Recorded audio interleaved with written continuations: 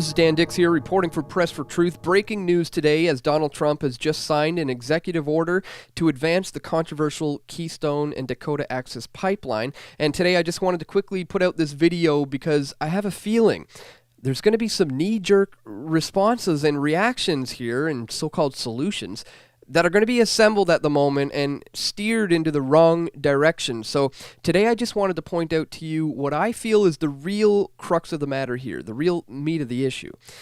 Now, first off, let me just say that this is certainly not a surprise. We were there in North Dakota just last month reporting on this when protesters at the time were celebrating what they thought was a victory, but we were warning them that this was certainly not over. And, you know, we got to stay tuned for the inevitable. And here we are, folks. U.S. President Donald Trump signed an executive action to revive the Keystone XL pipeline on Tuesday. And, of course, this pipeline is the pipeline which would connect the Alberta oil sands to existing pipelines in Nebraska. And this is something that Justin Trudeau is in favor of. And there it is, signed. It's a done deal. Now, this topic is controversial for many reasons, and I covered some of the key issues in this video here. I'll include a link in the description.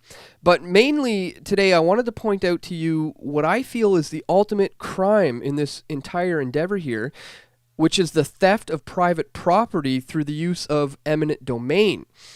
However, these environmentalists have an entirely different view on what the issues are, and just get a load of this article here from The Guardian, which is normally good anytime my friend Charlie Skelton is writing for it, but this guy is way off. If there were any lingering doubts over Donald Trump's enthusiasm for shoving the U.S. back into the smoggy embrace of fossil fuels, his decision to revive the Keystone XL and Dakota Access Pipeline banishes them utterly. And he goes on and on about how this is all about protecting the environment, when really there's a lot more to it here.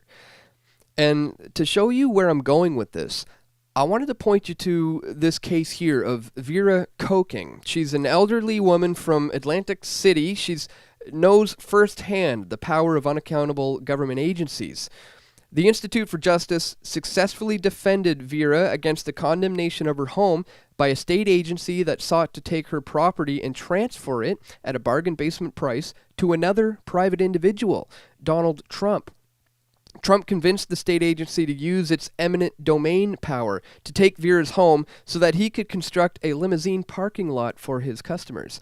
Hardly a public purpose, and unfortunately, cases in which government agencies act not as protectors of constitutionally guaranteed rights, but instead as agents of powerful private interests have become all too common. And that's really what this boils down to here, folks.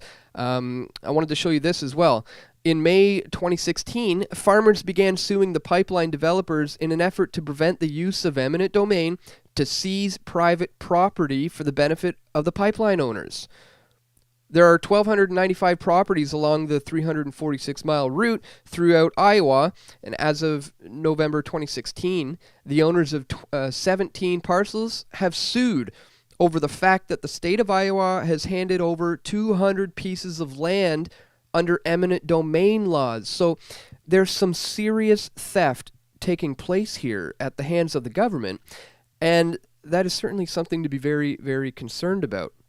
Now, obviously, there are some serious environmental concerns here as well. I mean, just last week, there was a major oil spill here in Canada. About 200,000 liters spilled onto First Nations land just southeast of Regina. And this, as well as Justin Trudeau's pro-pipeline stance, has really been upsetting a great deal of Canadians who, I must say, are about to get a rude awakening because we now have two pro-pipeline leaders in charge of North American oil production and exports.